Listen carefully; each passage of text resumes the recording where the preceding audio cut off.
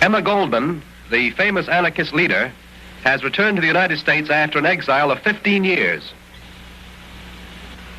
I'm delighted to be back in the United States, my hunting ground of 35 years, the country where I had my innings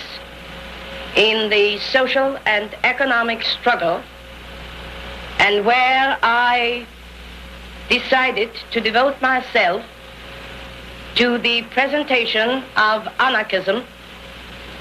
as social philosophy which aims at the emancipation, economic, social, political, and spiritual of the human race.